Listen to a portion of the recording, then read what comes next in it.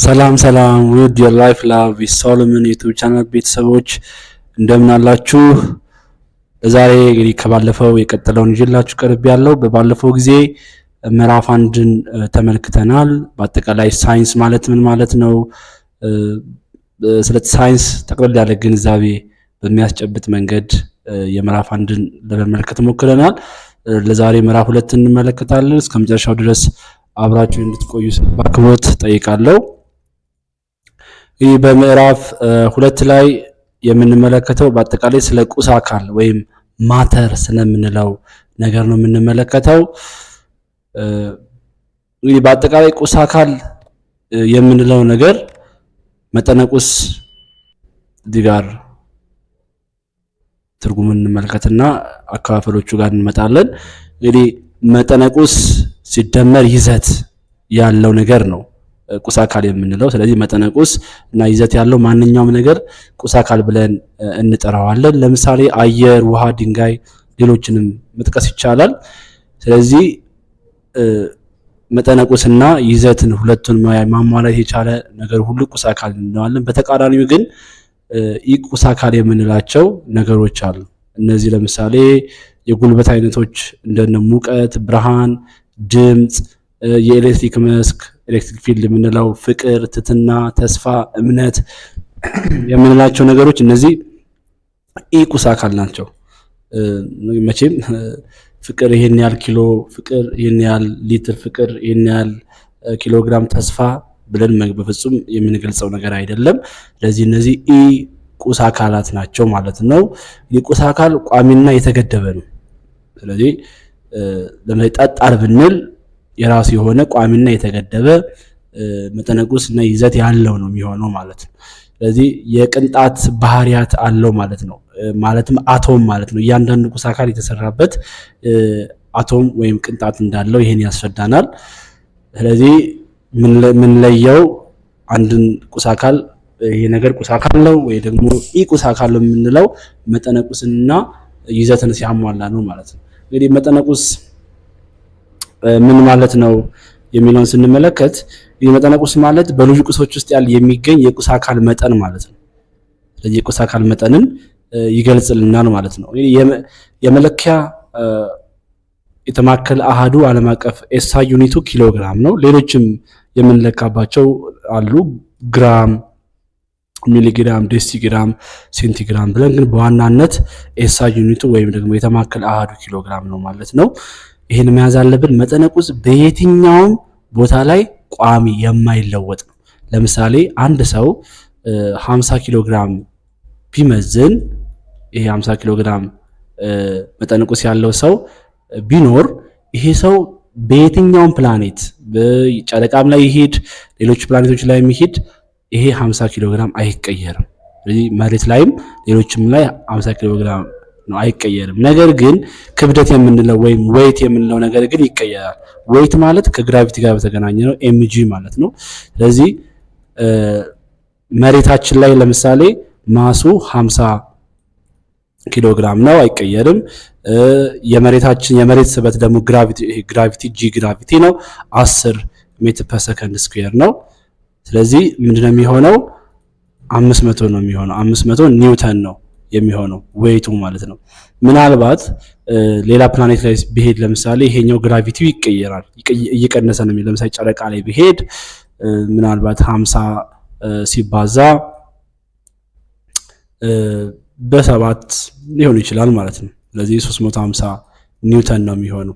ስለዚህ ዌይት እንደየቦታው የተለያየ ነው የሚሆነው።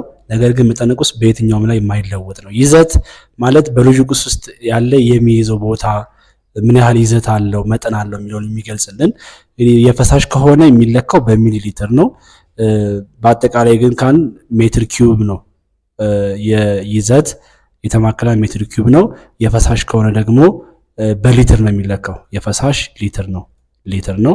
ግን ሌሎች መለኪያ ነገሮች አሉ። ለምሳሌ ሚሊ ሊትር፣ ዲሲሊትር፣ ሴንቲሊትር ያል ምንለካቸው ነገሮች ሊኖሩ ይችላሉ። ግን ዋናው የፈሳሽ ሊትር ነው። በአጠቃላይ ግን ሜትር ኪዩብ የሚለውንም መያዝ እንችላለን። የተማከለ አሃዱ ይሄው የፈሳሽ ይዘት መለኪያ ሊትር ነው የሚሆነው ማለት ነው። ሁሉም ቁስ አካላት በአይን ከማይታዩ በጣም ትናንሽ ቅንጣቶች የተሰሩ ናቸው። ይሄ እውነት ነው። ይሄን ካየን የነዚህ ቅንጣቶች ወይም አቶም የመጨረሻው የቁስ አካል የተሰራበት ቅንጣት ስንመለከት በአይን የማይታይ ነው እና በጣም ጥቃቅን ናቸው። በጣም ትንሽ መሆናቸውን ለመግለጽ ለምሳሌ አንድ የፀጉር ዘለላ ለምሳሌ ይሄ የፀጉር ዘለላ ቢሆን ይሄን የፀጉር ዘለላ ለመሙላት እዚህ ጋር እንደምታዩት 100,000 የሚጠጉ ቅንጣቶች በአንድ ላይ መሰብሰብ አለባቸው ማለት ነው። ስለዚህ 100,000 አስቡት ምን ያህል እነዚህ አተሞች መሰብሰብ ይጠበቅባቸዋል ማለት ነው። እነዚህ ከአንድ የፀጉር ዘለላ ጋር 100,000 አተሞች በአንድ ላይ ተሰብስበው ነው ቅንጣቶቹ ያንን ጋር እኩል የሚሆኑት። ምናል ትልቅ በጣም ቅንጣት ወይም ደግሞ በጣም ትናንሽ መሆናቸውን ነው የምንረዳው። ስለዚህ የአተም ቅንጣቶችን ደግሞ ለመረዳት ጽንሰ ሐሳብ ወይም ቲዮሪ ያስፈልገናል። የቁስ አካል ቅንጣት ሞዴል ማለት ነው። ስለዚህ እንግዲህ ሞዴል ስንል ወይም ቲዮሪ ስንል ሳይንሳዊ ሞዴል በሀሳቦችን ክስተቶችን በቀላል ዘዴ ለመግለጽ የምንጠቀምበት ነው። ስለዚህ በጣም የተራቀቁ መሳሪያዎችን በመጠቀም በአይን የማይታዩ ቁሶችን የተለያዩ ሞዴሎችን በመጠቀም ይገልጻሉ ማለት ነው። አቶም ይሄንን ይመስላል፣ ይሄን ያህል ባህሪያቶች አሉት ብሎ ይገልጻል። ስለዚህ አቶሚክ ቲዮሪ ደግሞ ፖስቱሌቶች አሉት ወይም ጽንሰ ሐሳቦች የሚገልጻቸው ናቸው። እነዚህ ስድስቱን መያዝ አምስቱን በዋናነት መያዝ ይጠበቅባቸዋል አንድ በአንድ ማለት ነው። ጥቅልል ያለ ግንዛቤያቸውን ማለት ነው። ያው ያንዳንዱ መሸምደድ ሳይሆን ሐሳቡን ከተረዳችሁት በቀላሉ መያዝ ትችላላችሁ። የመጀመሪያው ሁሉም ቁስ አካላት ከትናንሽ ቅንጣቶች ነው የተሰሩት። ስለዚህ እያንዳንዱ ቁስ አካል ማለት ነው ከአቶም ነው የተሰራው። እነዚህ ቅንጣቶች ግን እንደየ ቁስ አካሉ ሁኔታ ምን ያሉ ናቸው? የተለያዩ ናቸው ማለት ነው። ስለዚህ ጠጣር ላይ ያለው ከፈሳሽ ደግሞ ከጋዝ የተለየ ነው የሚሆነው። ሌላው በቁስ አካላት መካከል ደግሞ የሚያያይዝ ኃይል አለ። የቅንጣቶች ኃይል ፎርስ ኦፍ አትራክሽን አለ ማለት ነው። ግን ይሄ የመሳሳብ ኃይል እንደ ሁኔታው የተለያየ ነው የሚሆነው። በጠጣር ላይ ከፍተኛ የመያያዝ ኃይል አለ። ቀጥሎ በፈሳሽ ከዛ በኋላ ዝቅተኛ የመያያዝ ኃይል ደግሞ በጋዞች ላይ እናገኛለን ማለት ነው። ይሄ ቢሆንም ቅሉ ግን በሁሉም ቁስ አካላት ላይ በቅንጣቶች መካከል የሚያያይዝ ኃይል እንዳለ መረዳት ያስፈልጋል። ሌላውና በጣም የሚደንቀው ነገር ደግሞ በቁስ አካል ቅንጣቶች መካከል ባዶ ቦታዎች አሉ። ለምሳሌ በተለመደው ሂደት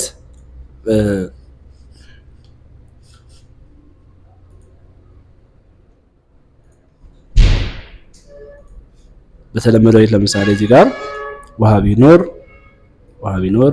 እና ይሄ ውሃ 50 ሚሊ ሊትር ቢሆን ከዛ በኋላ ደግሞ የምንጨመርንበት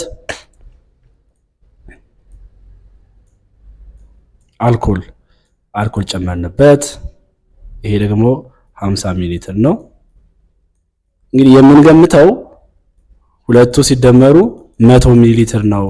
የአልኮሉ 50 ሚሊ ሊትር፣ ይሄኛው ውሃው ነው H2O፣ ይሄም ኢታኖል C2H5OH ወይም አልኮል ምንለው ማለት ነው። እዚህ የሁለቱ ሲደመሩ 100 ሚሊ ሊትር ብለን ነው የምንገምተው።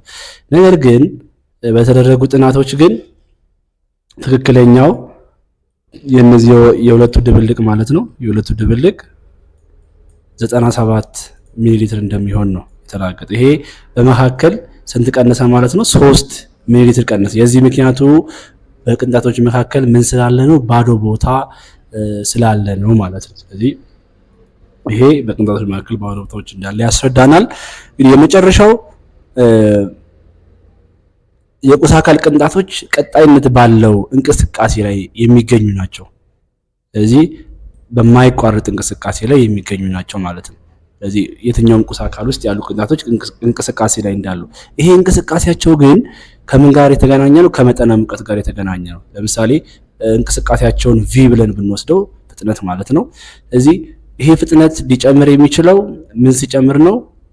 ቴምፕሬቸር። ስለዚህ ፍጥነቱ ጨመረ ማለት ቴምፕሬቸሩ ከፍተኛ ነው ማለት ነው። ስለዚህ ከፍተኛ ቴምፕሬቸር ወይም ሞቃት በሆነ ቦታ ላይ ቅንጣቶቹ በፍጥነት ነው የሚንቀሳቀሱት። ይሄንንም ውሃ ሲፈላ መመልከት እንችላለን። ስለዚህ ሞለኪውሎቹ ሲንቀሳቀሱ እንመለከታቸዋለን በጣም በፍጥነት።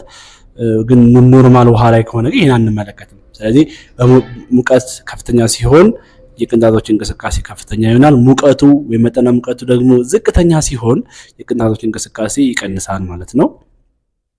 ሌላው እነዚህ 3 ሁነቶች አሉ በቁስ አካላት ላይ። እነዚህ 3 ሁነቶች ጠጣር፣ ፈሳሽና ጋዝ ብለን እንገልጻቸዋለን። ጠጣር፣ ፈሳሽና ጋዝ የነዚህ ደግሞ የነሱን ባህሪያት በደንብ መረዳት ይጠበቅብናል። እንግዲህ የነሱን ባህሪያት በዚህ ሰንጠረዥ ላይ አጠቃሎ መያዝ ይቻላል። የመጀመሪያው ይዘት ነው። እንግዲህ በይዘት 3ቱን ስናነጻጽር ወይም ቮሊዩም የምንለው ማለት ነው ስናነጻጽር ጠጣሮች የተወሰነ ቦታ ይይዛሉ፣ ፈሳሾች በተመሳሳይ የተወሰነ ቦታ ይኖራቸዋል። ጋዞች ግን ቋሚ የሆነ ቮሊዩም ወይም ደግሞ ይዘት አይኖራቸውም ማለት ነው። በቅርጽ ስንመለከት ጠጣሮች ቋሚ የሆነ ቅርጽ አላቸው፣ ፈሳሾች ግን ቋሚ የሆነ ቅርጽ የላቸውም። የሚገቡበትን እቃ ነው ቅርጽ የሚይዙት። ሃይላንድ ከሆነ የሃይላንዱን ቅርጽ ነው የሚይዙት እንጂ የራሳቸው የሆነ ቋሚ ቅርጽ የላቸውም።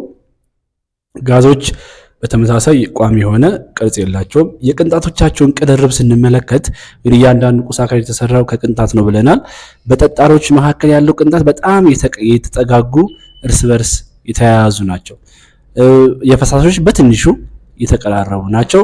የጋዞች ግን በጣም ዘና ብለው የተለያዩና የተራራቁ ናቸው። የቅንጣቶቻቸውን እንቅስቃሴ ስንመለከት ጠጣሮች ቅንጣቶቻቸው በጣም የተጠጋጉ ስለሆኑ እንቅስቃሴው የተገደበ ነው የሚሆነው፣ ቦታ የላቸውም የመንቀሳቀሻ ማለት ነው። ፈሳሾች ይፈሳሉ፣ በመጠኑ ከጠጣሮች አንጻር ይንቀሳቀሳሉ። ጋዞች ግን ቅንጣቶቻቸው የቅንጣቶች ቅርርብ በጣም የተራራቀ ስለሆነ ዘና ብለው በነፃነት ይንቀሳቀሳሉ ማለት ነው። ሌላኛው እፍገታቸው ወይም ዴንሲቲያቸውን ስንመለከት ጠጣሮች ከፍተኛ የሆነ ዴንሲቲ ይኖራቸዋል፣ ፈሳሾች መካከለኛ፣ ጋዞች ደግሞ ትንሽ የሆነ እፍጋት ይኖራቸዋል ወይም ዴንሲቲ ማለት ነው። በመታመቅ ሁኔታ ስንመለከት ደግሞ ጠጣሮች በፍጹም አይታመቁም። ለምን? በጣም ቅንጣቶቻቸው እርስ በርስ የተጠጋጉ ስለሆኑ መታመቅ አይችሉም ወይም they are incompressible ናቸው ማለት ነው።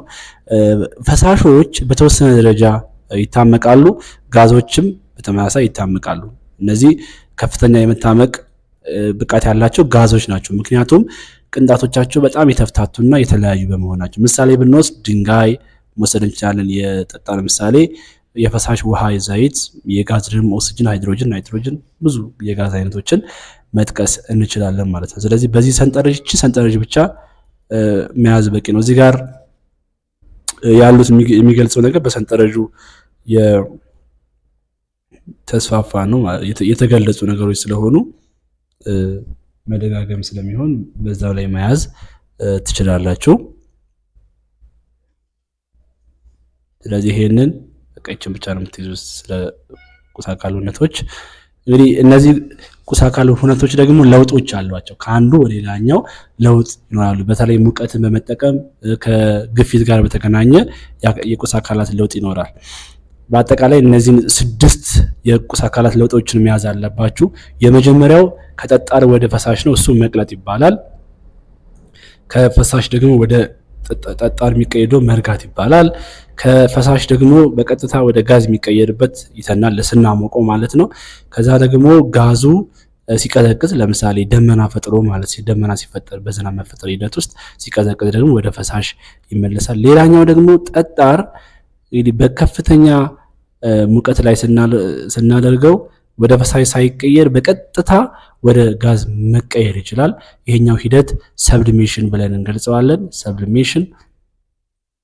ሰብሊሜሽን ብለን እንገልጸዋለን።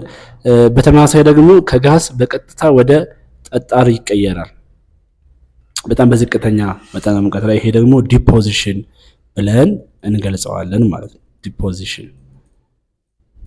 ስለዚህ እነዚህ 6ቱ ለውጦች እነዚህ ናቸው። በቃ ይሄን ብቻ ትይዛላችሁ።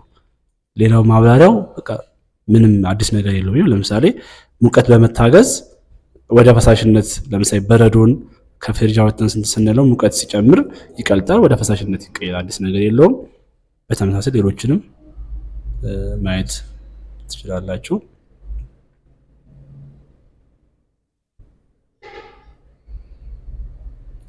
እንግዲህ እነዚህ ቁስ አካላት ባህሪያቶች አሏቸው።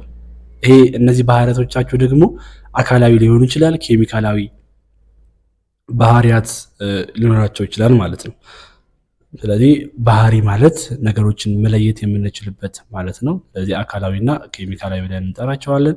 እንግዲህ አካላዊ ባህሪ ስንል የአካሉ ምንነትና ይዘት ሳይለወጥ በቁስ አካሉ ላይ የሚታይ ወይ በስሜት ሕዋሶቻችን ወይም በመለካት የምንረዳው የቁስ አካል ባህሪ አካላዊ ባህሪ ነው። በቃ አካሉን አይተን ማለት ውጫዊ ነገሩን የዛን የቁስ አካሉን ቀለም ሊሆን ይችላል፣ ሽታ፣ ፍጋት፣ ነጥበ ቅልጠት በተለይ ለክተን ማለት ነው ሌሎችንም በማየት የምንረዳው አካላዊ ባህሪያት ይሆናሉ ማለት ነው።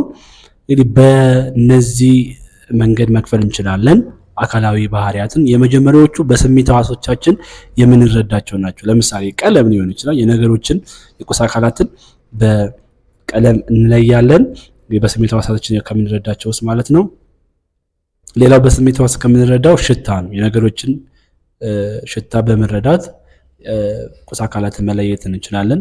ነገር ግን ሁሉንም ማሽተት አይጠበቅብንም። ምክንያቱም ከባድ የሆኑ መርዛማ ኬሚካሎች ስላሉ እነሱን በፍጹም ማሽተት አይጠበቅብንም።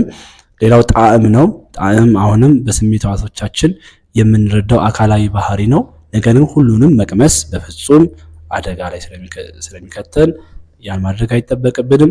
ሁለተኛው አካላዊ ባህሪ ደግሞ አካላዊ ሁነት ነው። የሁነታት ለውጥ ቅድም ያየናቸው ስድስቱ ለውጦች ማለት ነው። ስድስቱ ለውጦች አካላዊ ባህሪ ናቸው። ለምሳሌ ከጠጣር ወደ ፈሳሽ በመቅለጥ ሂደት ሲቀየር የቅንጣቶቹ አደረጃጀት በመቀየር ነው እንጂ ሌላ አዲስ የተፈጠረ ነገር የለም። ለምሳሌ በረዶ ነበረ። በረዶ ሲቀልጥ ወደ ፈሳሽ ውሃ ተቀየረ አይደለ? ስለዚህ መጀመሪያም የነበረው በረዶ ውሃ ነው። በጠጣር ሁኔታ የነበረው ከተቀየረ በኋላ ወደ ፈሳሽ ከተቀየረ በኋላ የነበረው ውሃ ነው። ስለዚህ አዲስ ነገር አይፈጠርም።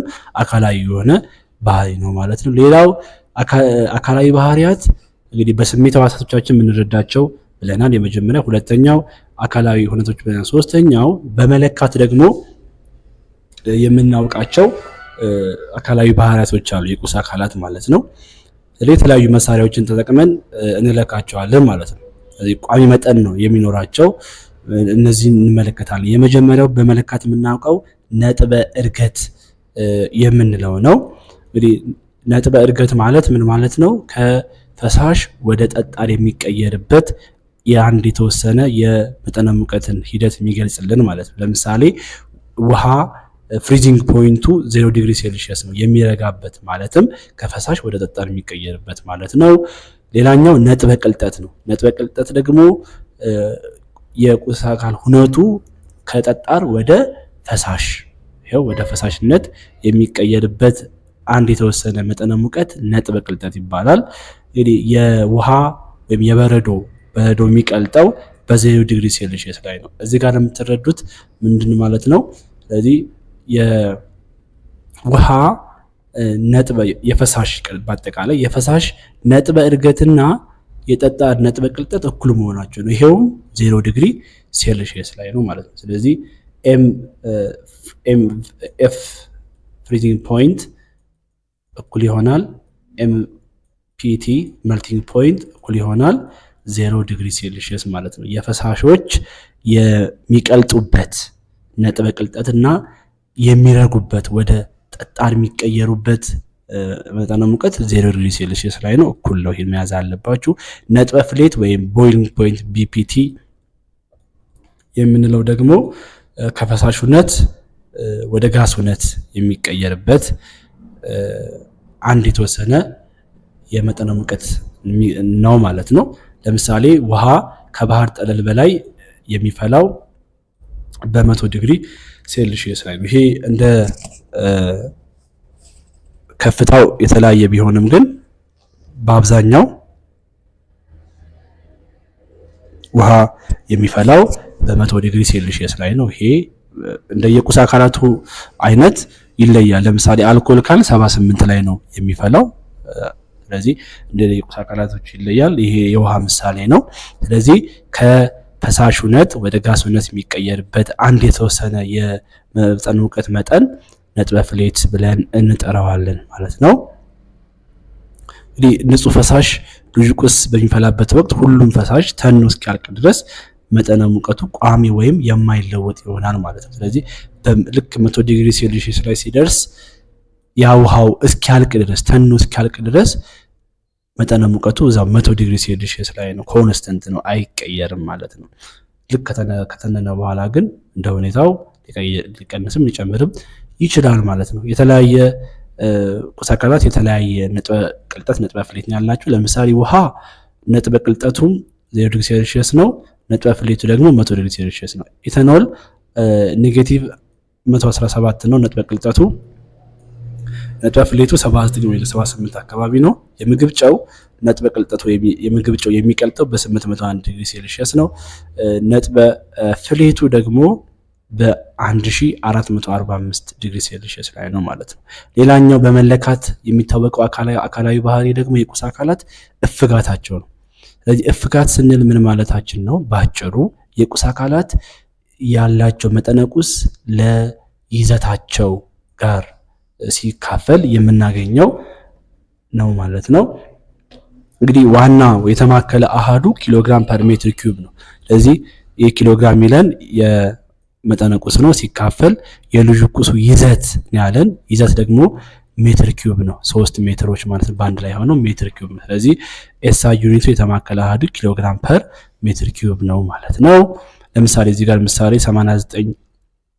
89.5 ግራም የሆነ ኮፐር 10 ኪዩብ ሴንቲሜትር ነው ይዘቱ አለ። ስለዚህ እፍጋት ለመፈለግ የኮፐር መጠነ ቁስ ይሄው 89 አለ፣ ከዛ በኋላ 10 ሴንቲሜትር ኪዩብ አለ፣ ይሄን ይሆናል ማለት ነው። የተለያየ ቁስ አካላት የተለያየ እፍጋት ነው ያላቸው። ለምሳሌ የበቆሎ ዘይት እንደዚህ ያለው፣ ማር 1.42፣ ደም እንደዚህ ተማሳይ ያላቸው ማለት ነው። እንግዲህ አሁን ለምንድን ነው ዘይት በውሃ ላይ የሚንሳፈፈው የሚለውን ጥያቄ ስንወስድ አንድ ነገር በአንድ ነገር ላይ እንዲንሳፈፍ ከስር ያለው አካል ይሄ ውሃው ማለት ነው። ይሄ ውሃው ነው። ውሃው በእፍጋቱ ምንድን ነው ማለት ነው? ዴንሲቲ ዲ ብለን ብንወስደው ከፍተኛ እፍጋት አለው። ዘይቱ ደግሞ ዝቅተኛ እፍጋት አለው ማለት ነው። ስለዚህ ዝቅተኛ እፍጋት ያለው ቁስ አካል ከላይ ይንሳፈፋል፣ ከፍተኛ እፍጋት ያለው ደግሞ ከስር ይሆናል ማለት ነው። ለምሳሌ እዚህ ጋር ካያችሁት የዘይት እዚህ ጋር እንደምታዩት ነው 0.922 ነው። የውሃ ግን አፕሮክሲሜትሊ 1 ነው። ስለዚህ ከአንድና ከዜሮ ነጥብ ምናምን የሚበልጠው መቼም 1 ነው። 0.922 ነው። ይሄ የውሃው ነው 1 ግራም ፐር ሴንቲሜትር ኪዩብ። ይሄ ደግሞ የዘይቱ ነው። ስለዚህ ዘይቱ ከላይ ይንሳፈፋል ማለት ነው። ሌላው ከዚህ ከፍጋት ጋር በተገናኘ መያዝ ያለባችሁ ነገር ፍጋት ወይም ዴንሲቲ ኢንትሪንሲክ ፕሮፐርቲ ይባላል። ወይም ደግሞ በቁስ አካላቱ መጠን ላይ ጥገኛ የማይሆን የማይወሰን ማለት ነው። ለምሳሌ አንድ እንጨትን ወይም አንድ በትርን በእኩል ቦታ ብንሰባብረው እፍጋቱ እኩል ነው የሚሆነው። ስለዚህ የመጀመሪያው ዴንሲቲ 1 እና ዴንሲቲ የተሰበረው ተማሳይ ነው የሚሆነው ማለት ነው። ምክንያቱም ያ ቮሊዩሙ በተመሳሳይ ይዘቱ በተመሳሳይ መንገድ ነው በእኩል ፕሮፖርሽን ነው እየቀነሰ የሚሄደው ማለት ነው። እየቀነሰ የሚሄደው ለምሳሌ አሁን ማሱ 4 ሆኖ ይዘቱ 2 ቢሆን የመጀመሪያው ዴንሲቲ 1 እዚህ ጋር 2 ግራም ፐር ሴንቲሜትር ኪዩብ እናገኛለን ማለት ነው። ለምሳሌ ዴንሲቲው ማሱ 8 ሆኖ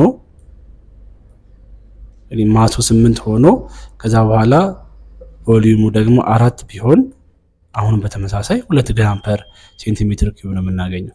ስለዚህ በዚህ ልክ እንትን እያለ ነው የሚሄደው። ፕሮፖርሽኑ ወይም ደግሞ የቮሊዩሙ ይዘቱ በተመሳሳይ ፕሮፖርሽን ነው የሚሄደው ማለት ነው። ስለዚህ ዴንሲቲ ወይም እፍጋት በነገሮች ላይ በመጠን ላይ አይወሰንም። ለምሳሌ በትልቅ በ20 ሊትር ጀሪካንም ያለው ውሃ እፍጋቱና በአንድ ብርጭቆ ላይ ያለው እፍጋት ተመሳሳይ ነው ማለት ነው። ምንም ለውጥ አይኖረው። ለምሳሌ የሁለተኛውም በተመሳሳይ ነው። ከተወሰነ መጠን ዘይት ላይ ትንሽ ብትወስድና የትንሹ የብዙ ዘይት እፍጋት በተመሳሳይ ነው፣ አይለያይም። በመጠን ላይ አይወሰንም። እፍጋት ኢንትሪንሲክ ፕሮፐርቲ ስለሆነ ማለት ነው። እፍጋት ልዩ ቁሶችን ለመለየት ያገለግላል፣ በደንብ ያገለግላል።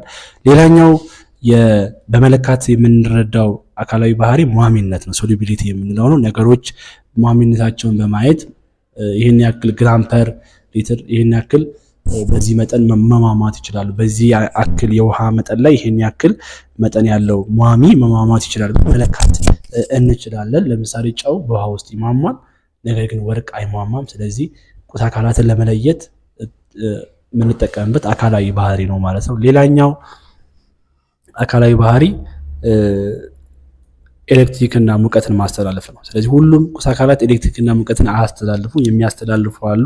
እነሱ አስተላላፊዎች እንላቸዋለን። ለምሳሌ እነ ኮፐር፣ አሉሚኒየም፣ አይረን፣ ብረት፣ በአጠቃላይ ብረት አስተኒዎች የምንላቸው ያስተላልፋሉ። በተቃራኒው የብረት አስተኒዎች አያስተላልፉም ማለት ነው።